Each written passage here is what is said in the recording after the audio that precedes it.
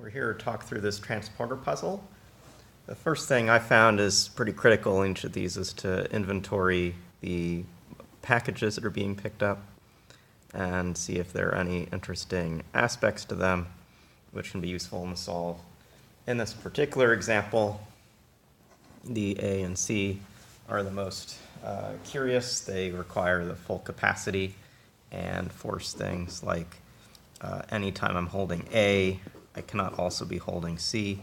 So in the start of the puzzle on what we'd call the logical path, these lines and these essentially avoidance requirements can be drawn in the start. And that's at least a thing to begin with. We'll also use later on when we think we might be having one or two sort of A or C packages being held, that will limit how we can reach into B, D, and E groups. F looks to be the most flexible with just a single thing required.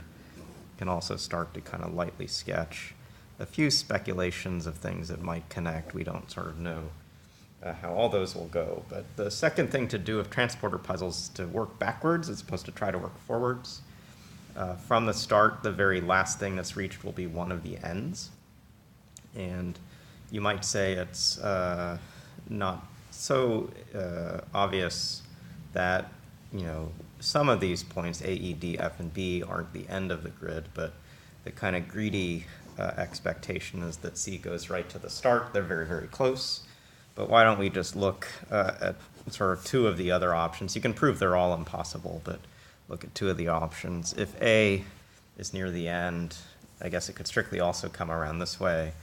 But coming in this way, it really blocks off this first column. Somehow in the path, I'm going to be picking up A and B and A. Having picked up this B in the middle, I have to come down to this B again before eventually getting out to A. And so it means I'm going to have to do something like this and come up to this. And what you see is we're weaving around the grid, and there's no way we can pick up these three C's and these three A's if we've already taken this path at the end. The proof that it's not an ending that's coming to B, that would look like something like this. Again, that's sort of saying that we're coming up this way to get these B's. At the time we have these B's, we have most of the A's, but not all of the A's. And so this A can't be in our hands at the time we deliver a final package here.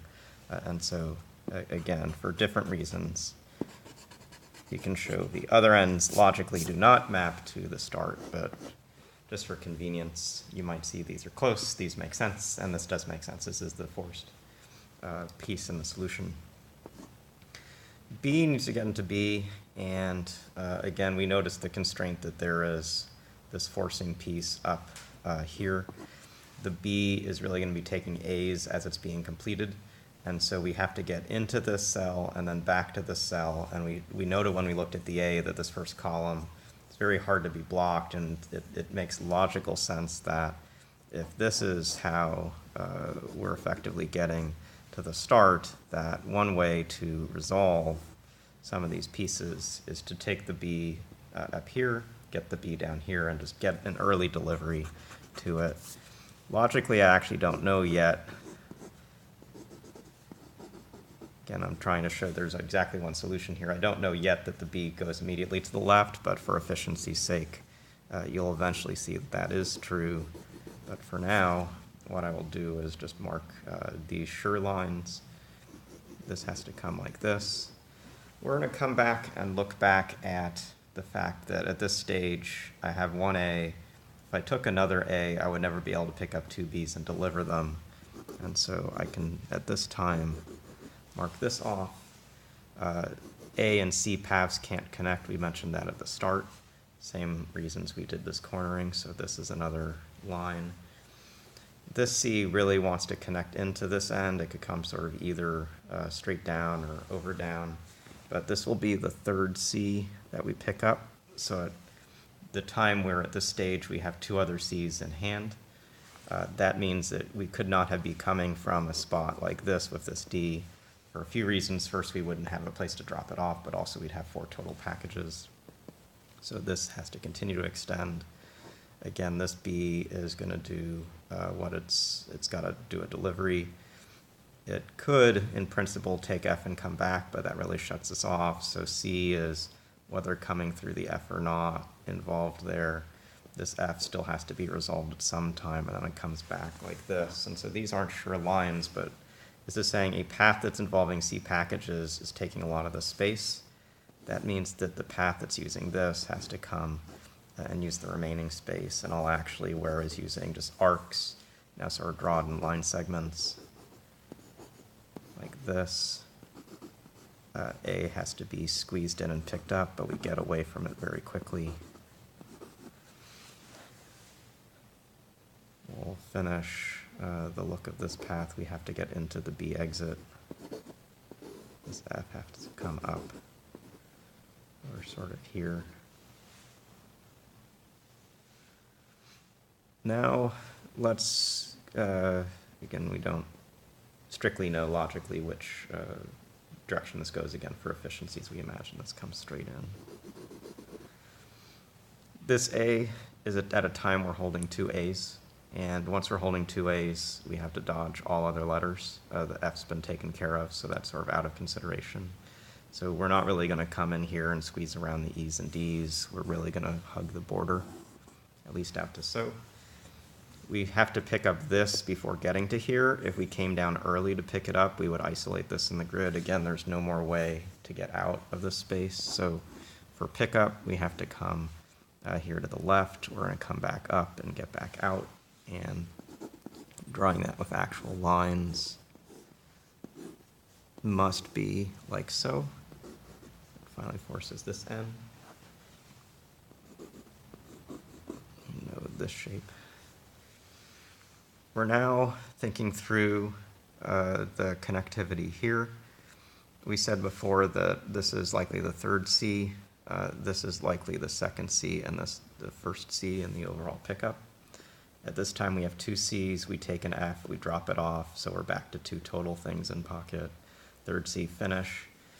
This C can't then join to this. At this point, we'd be having two C's as well as needing to hold two D's. That's going to cause an issue. So that's what brings us over to here. We now know we have to force up and over, so we'll never visit the cell. This still, with two C's in hand, doesn't want to join to this. This really needs to get to a black deposit, which is what we see there. That comes up here. Here we're actually not thinking so much about the E's as just taking the only possible path, but let's now confirm that that's a full and valid solution. So we've already dealt with the B and the A deliveries. Pick up an E, a D, and an E, three packages. Both of the E's get dropped off. Pick up a C and a D, three packages. Both D's dropped off. We have one C, second C. Pick up an F, drop it off, third C, C, and that looks very good. So, this is a puzzle that you can, if you get lucky, solve very quickly. Or if you really think through the logic of it, particularly recognize how A's and C's are tricky to do, I think forming this corner logically to the extent that you can, and in this video I've shown you some of the intuitive steps which showed why some paths are really bad. Forming this logically really seeds the whole rest of the grid. We get a path that has to arc around the outside. We get this path that has to cut in and out. The sort of ways I was trying to use marks for intermediate paths is useful sometimes in this style and Numberlink as well to recognize where things can go. And so I hope by seeing some of the steps I took to solve this puzzle, you got some extra help in this kind of style. People will say it's intuitive. I say it's logical, but you have to learn the logic by looking at the grid. Like every instance of the puzzle will have a new set of logical things you have to learn about it. And that's where you often learn by exploring and just trying to write in paths. So it is an interesting puzzle for the week, and we'll see you again soon.